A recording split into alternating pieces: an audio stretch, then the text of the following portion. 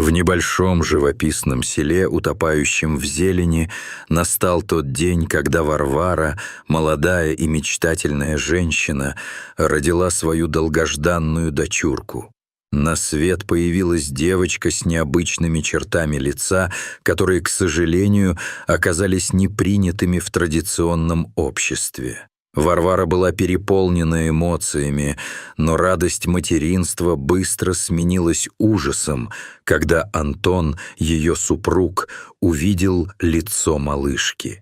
В его глазах отразилось не только недоумение, но и страх того, каким образом это чудо могло произойти.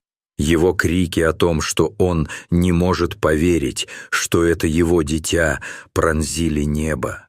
«Что за монстра ты мне родила?» Вскипел он от ярости и страха, а вскоре проклятия и упреки пересилили любовь и доверие, которые существовали между ними. Как только Антон выдал этот крик, в доме воцарилась тишина. Варвара почувствовала, как от слов мужа ее сердце сжалось в актах поражения и несчастья. Она понимала, что такие слова могут разрушить даже самые крепкие устои любви. Антон резко выгнал Варвару из дома, и она, взяв на руки дочь, вышла на улицу, чувствуя себя преданной и брошенной.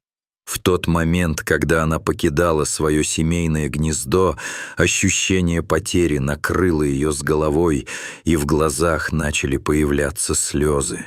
С каждой каплей уходила и последняя надежда на то, что они смогут вернуться к прежним отношениям.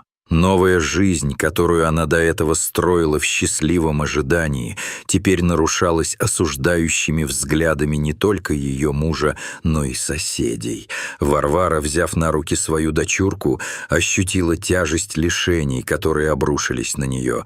Вокруг звучали шепоты и осуждения, которые заполняли сердце материнским беспокойством. Для Варвары это было настоящее горе. Вдобавок к этому люди в ее деревне быстро стали шептаться о малышке, называя ее уродливой и недостойной жить в их святом пространстве. Этот осуждающий шепот пронизывал каждый уголок ее жизни, у магазина, на рынке, даже на детских площадках. Она смутно осознавала, что дети, играющие во дворе, тоже косо на нее смотрели. Их холодные взгляды оставляли на сердце Варвары глубокие шрамы, а их шепот становился все более резким и мучительным. Она чувствовала себя изолированной и одинокой, словно все окружающие отказались ее поддержать.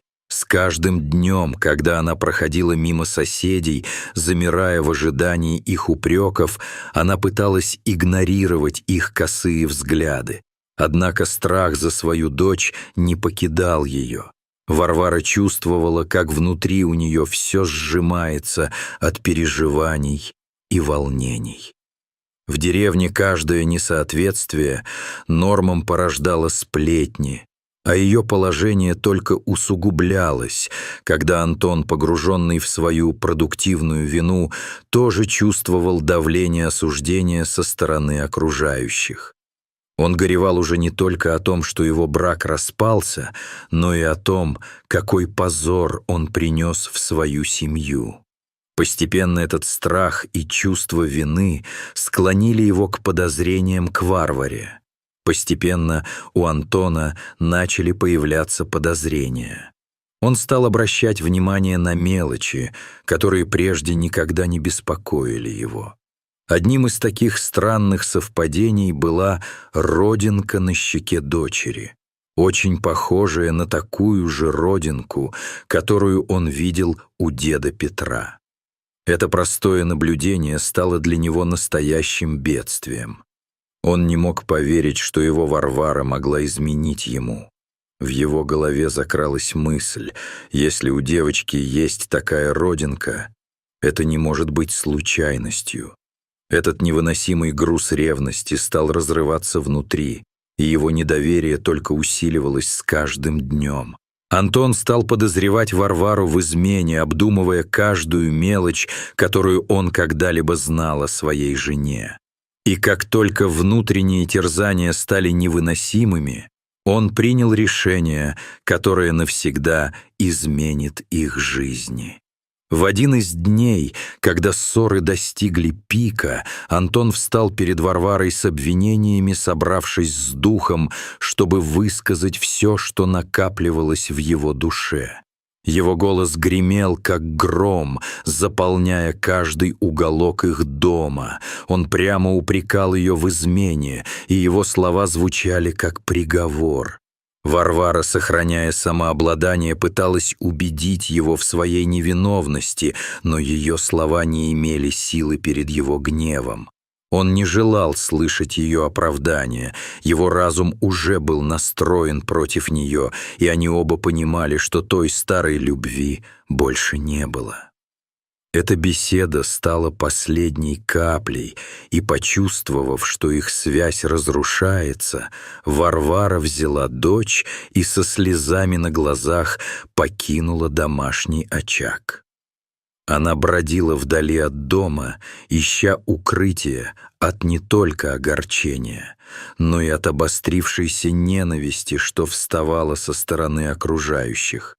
В ее сердце зреет внутренний конфликт, переплетение любви и ненависти к Антону, к той жизни, что она покинула, к всему, что ее обременяет. В то время как она бродила по улицам, Варвара заметила, как природа вокруг нее становится отражением ее душевного состояния. Туманы окутывали деревья, словно скрывая все, что было на виду. С каждым шагом ей нужно было заново собраться и определить цели новой жизни.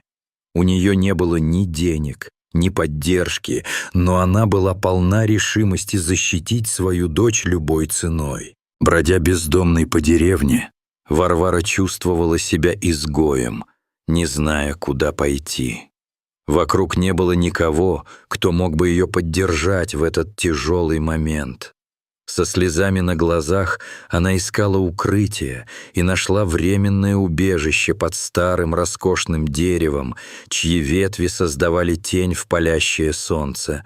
Она обняла свою малышку, чувствуя, как заботливо ее дочурка спит, и, возможно, именно это маленькое создание еще держало ее на плаву. Внутри нее в этот момент зарождалось желание о переменах, о том, что жизнь не может закончиться таким плохим образом. Но судьба заметила ее страдания и решила, что пришло время изменить ее жизнь.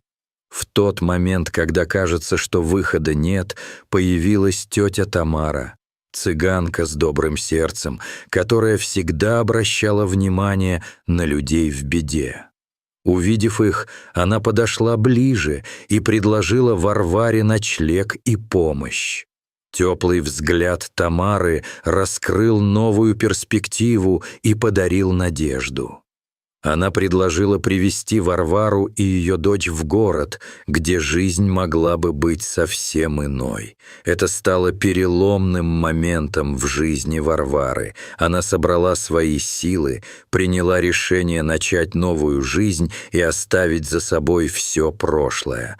Когда тетя Тамара познакомила Варвару с Леной, у которой была свободная комната, это вновь вселило в ее душу какую-то светлую надежду.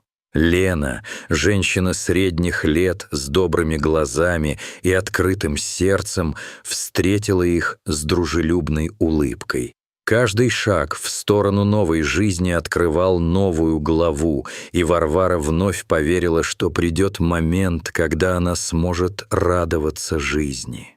Солнце, пробивающееся сквозь облака, придавало ей уверенности, и, взяв билет на автобус, она уехала, оставив позади родную деревню, полную осуждающих глаз и колких комментариев. В пути ее сердце было полно волнения и надежды, а страх и притяжение старой жизни медленно растворялись. Когда Варвара вышла на городской станции, она ощутила всю магию большого города.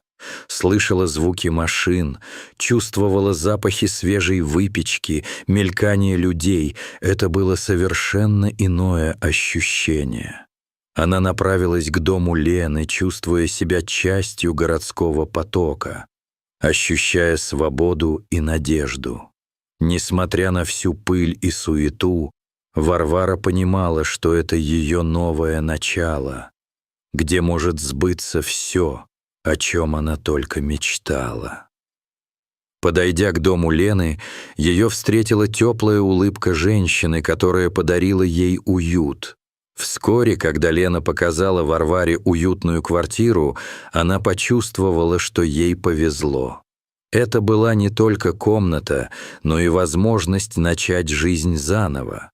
Обстановка была такая домашняя и теплая, что Варвара, наконец, выдохнула, оставляя позади все, что ее тяготило. С новым местом, новыми знакомствами и возможность начать новую страничку своей жизни, она чувствовала себя вновь живой. Этот дом стал ее пристанищем, и обсуждения о будущем с Леной добавляли уверенности. После разрыва с Антоном Варвара понимала, что пришло время действовать. Она начала активно искать удаленную работу через интернет, и вскоре ее усилия принесли свои плоды. Вдохновившись идеей создания украшений ручной работы, она начала экспериментировать с дизайном и воплощать свои мысли в жизнь. В этом хобби она нашла радость и отдачу, что стало в ее жизни маленьким островком счастья. Продукты ее труда находили отклик у знакомых и первых покупателей, что еще больше вдохновляло ее. Финансовое положение стало улучшаться, и каждый день она чувствовала, как ее жизнь становится более уверенной и стабильной. Тамара, заметив успех Варвары в этом направлении, предложила ей организовать небольшую ярмарку, где она могла бы продать свои изделия. Эта затея казалась Варваре рискованной, но она решила попробовать. Она обратилась к своим новым подругам, организовав совместную продажу с несколькими талантливыми рукодельницами, что позволило им делиться опытом, полезными советами и вместе преодолевать страхи. Это решение быстро вылилось в успех, внимание покупателей к их бизнесу росло, и вскоре Варвара почувствовала себя полноценным членом общества. В то время как Варвара начинала новую жизнь, за пределами ее нового укрытия развернулась другая, параллельная судьба Антона. На другом краю деревни, где когда-то свивало их гнездо, Антон страдал от разрыва с Варварой. Его испорченное настроение заставляло его зарываться в алкоголь, пытаясь заглушить боль и утопить в связи со своим разочарованием. Он часто вспоминал, как они были счастливы, и сожаление о том, что лишился семьи, становилось все более ощутимым. Но на этом фоне соседи осуждали его за то, что он выгонял Варвару, и этот осуждающий шепот преследовал его так же, как и он когда-то преследовал свою жену. Тяжесть его действительности тяготила его все больше, превращая в изоляцию, и понемногу он попадал в темное болото, из которого находил все меньше путей к спасению. Некоторые соседи, такие как Марина Ивановна, старались помочь Антону, но он все же не мог избавиться от яда обиды и недовольства. Они часто пытались поговорить с ним, напоминая о важности поддержания семьи, однако такие призывы не доходили до его сердца. В пылу гнева он обвинил Петра, деда девочки, утверждая, что именно он стал катализатором их несчастья.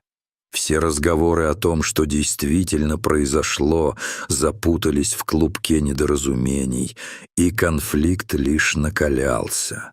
Марина Ивановна, старающаяся добиться ясности, рассказала Антону о прошлом Петра, его утрате и о судьбе его ребенка. Этот рассказ лишь подстегнул мысли Антона о том, что, возможно, его жизнь зашла в тупик не только по его вине, но и под влиянием системы, ранее существовавших имен. По мере развития беседы он стал осознавать некоторые параллели между их жизнями. Это напоминало ему о том, что у него могла быть теща, которая могла бы дать ему ответ на вопрос о его происхождении. Однако, несмотря на все эти мысли, Антон оставался запутанным. Он не понимал, как эта история могла быть связана с его собственной судьбой. Воспоминания о детстве с тетей Ларисой не подтверждали его предположений, и хотя их разговор с Мариной казался обнадеживающим, в голове его все еще царил неразбериха. Марина Ивановна сочувствовала Антону, и когда он, наконец, осознал, что во многом он мог быть сыном Петра, ему стало страшно, так как не было никогда раньше. В его голове крутились мысли о том, не воспользуется ли он шансом и расскажет ли о своих чувствах Петру. Несмотря на все свои сомнения, Антон решился навстречу. Он чувствовал волнение и страх перед разговором, который должен был состояться. Ему было страшно признаться в своих подозрениях, но он понимал, что быть собой — это единственный путь к внутреннему спокойствию. После долгих мучений он, набравшись смелости, решил, что может разгадать тайны их жизней. Сердце его колотилось, когда он пришел к Петру. Разговаривая с ним, он, наконец, признался, что он его сын. Петр был шокирован и удивлен. Его глаза стали широко распахнутыми, словно пытаясь осознать, что происходит. В воздухе нависли напряжение и ожидание, когда слова Антона стали частью реальности, и вся атмосфера вокруг них изменилась мгновенно. Петр пытался осознать всю информацию. Это было как буря, накрывающая его чувства. Его глаза наполнились слезами радости, и он, наконец, смог понять, какой важный момент настал в их жизни. Антон, глядя на Петра, пытался донести до него все свои чувства, переполнявшие его, но он также понимал, что у них есть еще много дорог, которые им нужно пройти вместе, чтобы сблизиться по-настоящему. Наконец, между ними возникла связь, которая могла превратиться в нечто большее, если они будут работать над своей дружбой. Но, несмотря на вновь обретенные узы с Петром, Антон не мог окончательно забыть о том, что у него осталась Варвара. Он начал размышлять о возможности примирения, осознавая, что жизнь их была полна ошибок. Но это не означало, что нужно сдаваться. Этот внутренний порыв к поискам прощения стал его главным стремлением.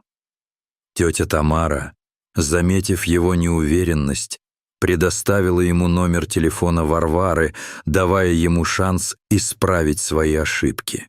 Ободренный, но все еще тревожный, Антон решился позвонить Варваре. Его сердце забилось быстрее при мысли о том, как она ответит. Он попытался извиниться, объяснить, что осознал, насколько сильно он ее любил и как хотел бы вернуться, но Варвара холодно ответила ему, что у нее новая жизнь в городе. Ее слова острили, как бритва, пронзив его душу. Варвара открыто подчеркнула, что, несмотря на их прошлое, она не намерена возвращаться к старым ранам. Антон вдруг осознал, что потерял Варвару навсегда, и это осознание вновь привело его к глубокой печали. Однако, мысленно перенося свои эмоции, Антон все же принял решение.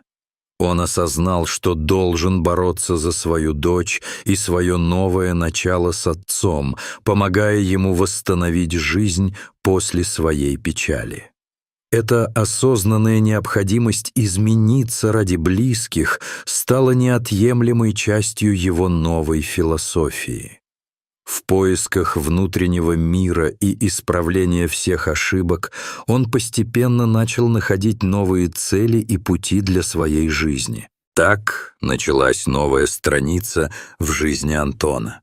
Он, создав кристально чистый план развития, решил сосредоточиться на собственном обучении и работе.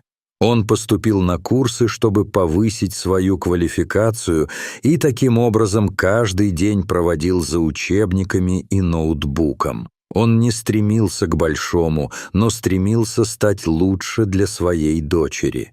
Он хотел не просто быть отцом, но чтобы его девочка гордилась им, когда станет взрослой. В своей борьбе за личные изменения Антон также не забывал о семье.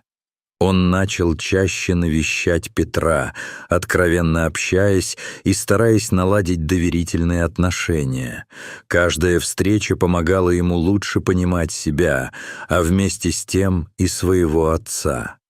Постепенно их диалоги становились более глубокими, прощение и терпимость находили свое место между ними. Открытие семейных тайн разбудило в них новые чувства, и каждое слово стало шагом к сближению, к созданию прочных и доверительных отношений. Тем временем Варвара, обретя новый ритм жизни, горела желанием создать свое имя в мире. Она зарегистрировала небольшую страничку в интернете, где стала продавать свои изделия. Каждое украшение, которое она создавала, было не только воплощением ее рук, но и частичкой ее души. Она обвязывала каждый товар с рассказом о том, как он был создан, о чувствах, которые она вложила в каждую деталь. Это привлекло внимание покупателей, и скоро ее имя начало звучать среди маленьких бизнесменов города. Из маленького места ее хобби Варвара смогла вырасти до полноценного бизнеса. Благодаря поддержке Лены она начала проводить мастер-классы, вовлекая в процесс не только взрослых, но и детей. Это дало ей возможность завести новые знакомства, обрести друзей и почувствовать себя частью чего-то большего. Лена и другие женщины стали настоящими соратницами, и они вместе проводили время, поддерживая и ободряя друг друга. Теперь состоявшаяся особа явно обладала планами на будущее. Варвара мечтала о большой выставке, чтобы показать все свои творения, и чтобы весь мир увидел, что даже после потерь можно и нужно продолжать борьбу за свою мечту. Вдохновленная людьми вокруг, она согласилась участвовать в масштабной ярмарке оставшихся местных творцов. Эта возможность показалась ей настоящим шансом, возможностью завоевать место на рынке, показать свои работы, найти новых клиентов и, что гораздо важнее, ощутить себя частью сообщества. Наступил день выставки, и ее сердце било чаще от волнения, когда она привезла свои изделия на мероприятие. Это было нечто невероятное. Толпы людей, громкий смех, звуки музыки и ароматы еды, которые превращали площадку в настоящий праздник. Варвара поставила свои украшения на стол, одевая смелую улыбку. Это был ее момент, ее шанс показать миру, как можно преодолеть трудности, сохранив при этом верность себе и своим мечтам. День, который когда-то был полон мучений и разочарований, теперь стал источником новых надежд и возможностей. С каждым покупателем, который проходил мимо ее стенда, Варвара ощущала, как ее страхи и сомнения медленно растворяются. За этот день она смогла продать каждое изделие и услышать череду восторженных отзывов о своих работах. Это было прекрасно. Она чувствовала себя возрожденной, и каждый новый клиент наполнял ее уверенность. Это был ее первый большой шаг, и она знала, что теперь ее бизнес может только расти и развиваться.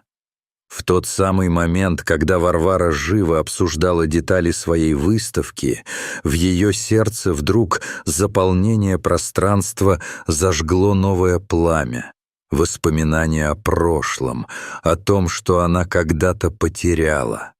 Ее мысли снова постепенно возвращались к Антону. Хотя это было непросто и больно, но Варвара начала понимать, что они оба обременены своей историей, и, возможно, они смогут когда-нибудь обсудить то, что произошло. И вот, в шумный вечер, когда ее выставка подошла к концу, она неожиданно получила сообщение от Антона. Он задал вопрос, существует ли у нее возможность встретиться и поговорить. Сердце Варвары заколебалось, и хоть и было страшно снова увидеть его, любопытство и желание восстановить что-то близкое преобладали над ее страхами. Через несколько часов они встретились в небольшом кафе, и каждая минута ожидания наполняла ее ознобом. Когда Антон вошел в кафе, Варвара заметила, как изменился его вид. Он выглядел более взросло, его глаза отражали искренность и стремление к искуплению. Они сели за столик, напряжение витало в воздухе, когда разговор начал развиваться медленно. Антон начал с извинений, признавая свои ошибки. Он говорил о том, как ему было трудно, о том, что он понимает, что потерял все, что у него было, и что он действительно жалеет. Варвара слушала его с вниманием, пытаясь различить между словами искренность и подметку обмана. Она слышала его боль и, подводя итоги их состоявшейся встречи, начала осознавать, что время может исцелить не только их раны, но и позволить им вновь попытаться обрести то, что было потеряно. Бирка открылась, когда они подняли свои бокалы к будущему, когда не скупились на детали о своих новых жизнях. Лишь краткое мгновение, и они согласились продолжать встречаться, обмениваясь радостными новостями и идеями. Это была новая фаза в их довольно запутанной истории. Теперь между ними было больше понимания, чем раньше, и оба начали ощущать, как теплота начинает заполнять те пустоты, которые остались после болезненного разрыва. С каждым новым свиданием Варвара и Антон вновь обрели дружеские нити, и постепенно их доверие начало восстанавливаться. Это занятие снова наладило их отношения с детьми, и каждый шаг, сделанный в их совместной жизни, становился зародышем нового начала. Не все воспоминания были оптимистичными, но теперь они оба согласны открыто говорить о своих страхах и сомнениях. Эта открытость становилась ключом к пониманию, к тому, чтобы ни одно слово больше не ускользало из их повестки дня. Прошло несколько месяцев, и жизнь их постепенно начала меняться. Варвара все более уверенно чувствовала себя в бизнесе, а Антон продолжал двигаться вперед, находя мир в своей семье. Забыв о старых обидах, они начали заново строить свое общее пространство, уже не полны сарказма и недовольства. Вместо этого их разговоры о будущем стали полны смеха и понимания, поэтому они решились попробовать вновь объединиться в одно целое. Этот жизненный опыт стал перевернутой страницей в их книге, и на сей раз они пошли по пути не только к свершениям личной жизни, но и к искреннему приятию прошедшего. В их сердцах вновь расцвела весна, была надежда, была дружба, и, возможно, там была даже и любовь. В арсенале их совместных усилий не было места для осуждения. Вместо этого они пообещали друг другу, что во что бы то ни стало, они продолжат разбираться с темными частями своего прошлого, чтобы страхи вновь не разорвали их. Возродившись, они зарыли старые обиды и наметили планы на светлое будущее, полное преданности и тепла. В каждом их разговоре все более отчетливо начали проживаться надежды о новых свершениях, о том, что на горизонте ждут только радость и счастье. Теперь, когда они снова вместе, Варвара и Антон понимают, что у них еще много путей, которые должны пройти вместе, и это знание становится их сильнейшим движущим фактором. На новой встрече они согласились, что жизнь полна неожиданностей, но судьба — единственный соратник, которому можно доверять. И, возможно, они отпустят прошлое во имя светлого и сказочного будущего.